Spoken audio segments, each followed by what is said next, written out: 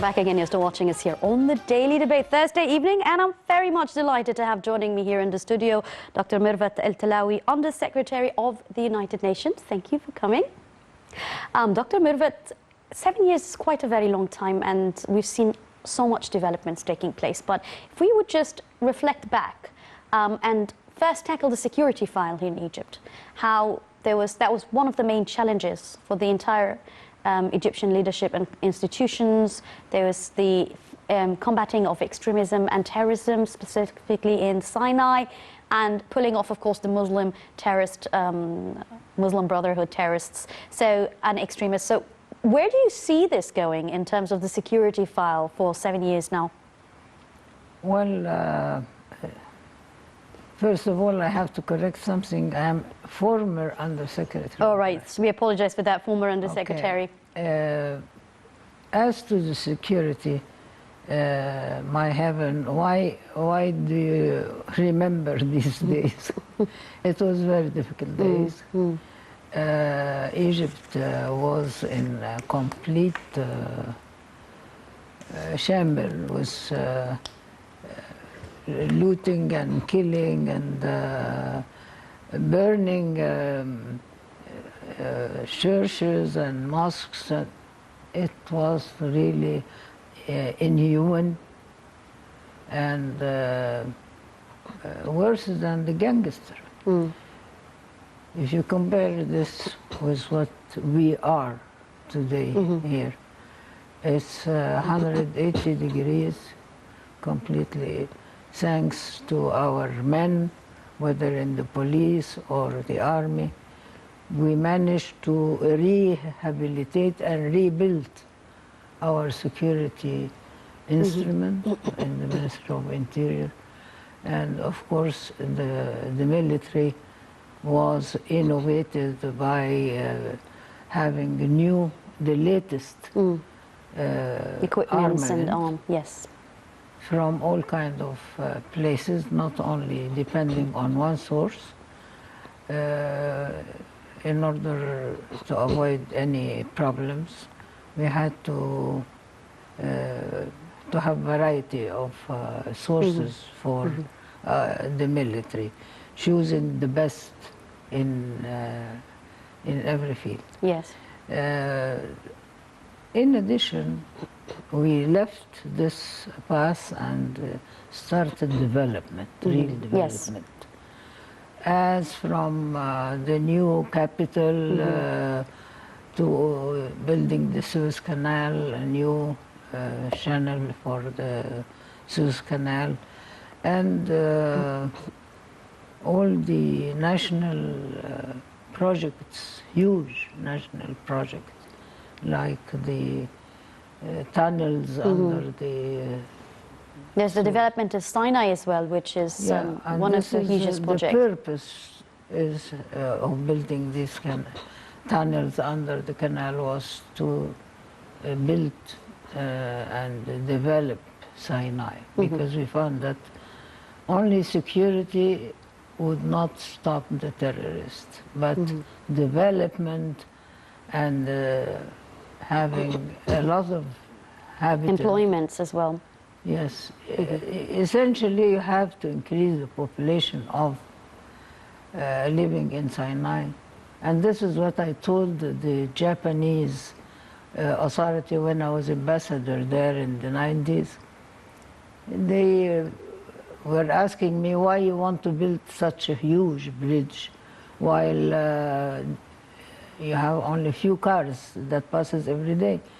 I said, you are looking for it now, but look at this report. I had the report in my hand on the future development of Sinai. And I said, we are expecting to have 3 million Egyptians living in Sinai permanently.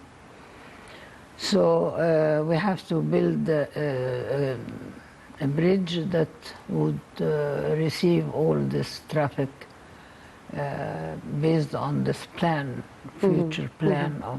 So unfortunately, since the 90s, nobody started to implement what was written in the plan till the actual president came, President Sisi, and imposed on each and every sector a date to finish the project, and quickly. The time for him is very essential. So it is hard for me to describe the so many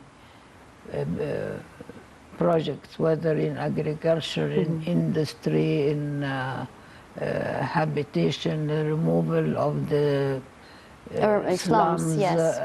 and building Decent houses. Yeah.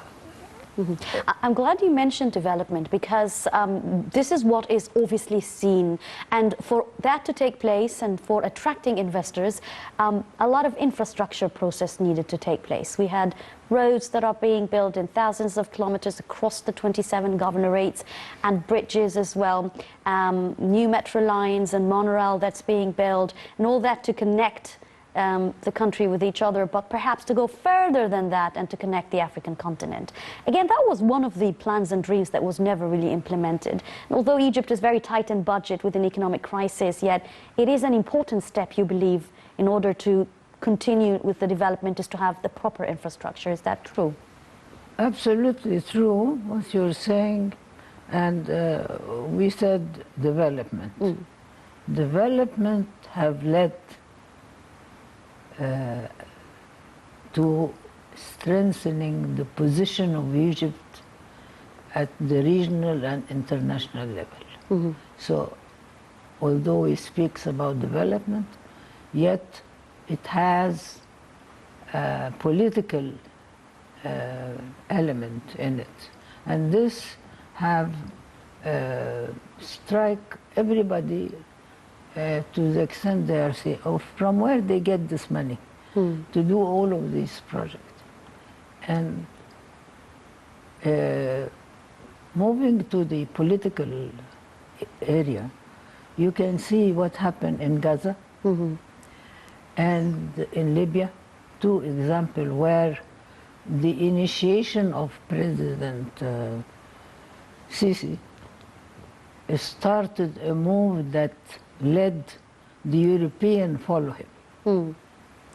Like France, for instance, in Libya, and the red line that he mentioned. And everybody now speaks about the Egyptian initiative, and that should be followed. Yes. Whether by the European or the United States or anybody. And successfully, this is the case up to now in Libya. In Gaza also, the fact that Egypt involved itself in the events and actively talking to the different faction in Palestine and at the same time with the Israeli, the president managed to have a ceasefire. And this was the desire of both the Palestinian and the Israeli. But they didn't find the mediator who would actually, yes, do it right, if they may say. I'm glad you mentioned all these files, because Egypt now is at much more greater influence on the world as a whole, the region in specific.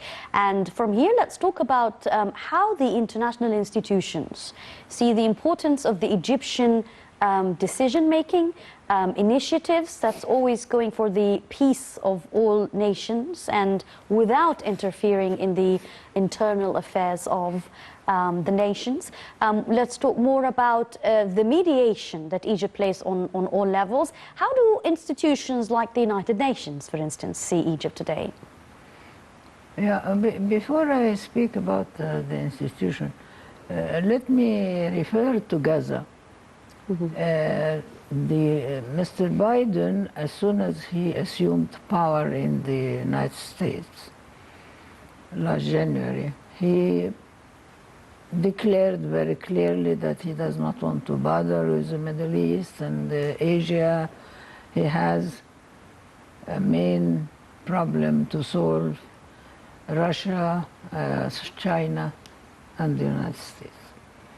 But with the thorough intervention of Egypt in Gaza, and that materialized in concrete solution, so we see the change of we remember 2 phone calls were held in 1 week between 2 leaders on this 4 regard. days. In 4 days, Biden, who... And Blinken was also here recently, a couple of days ago. And another Middle East 2 tour. American.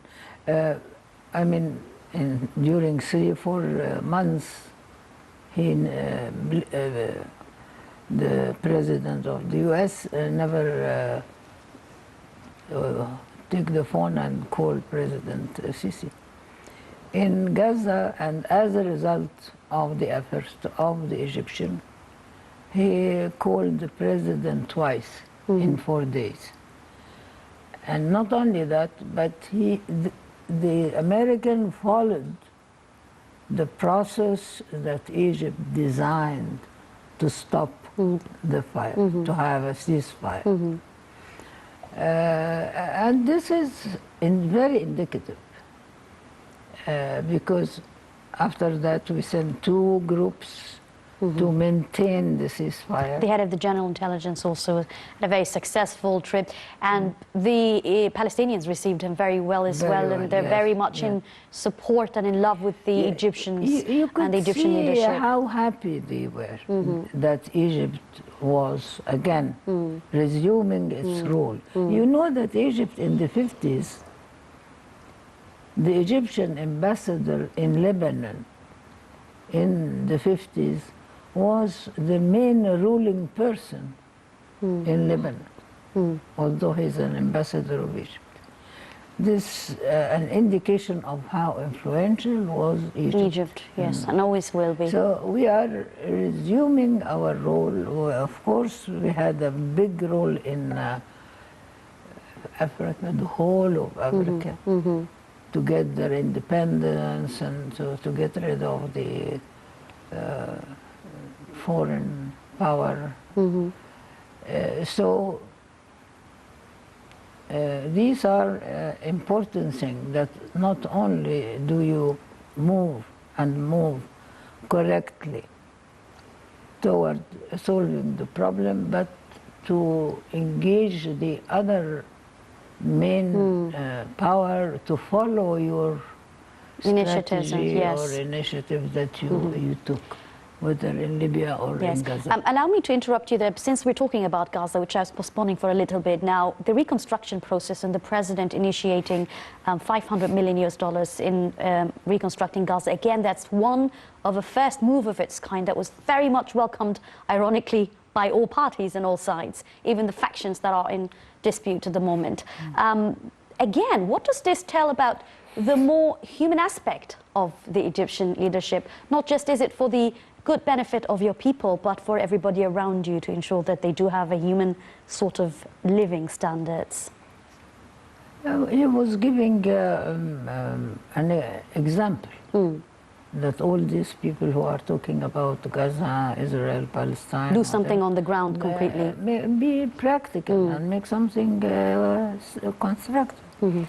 So this is important, and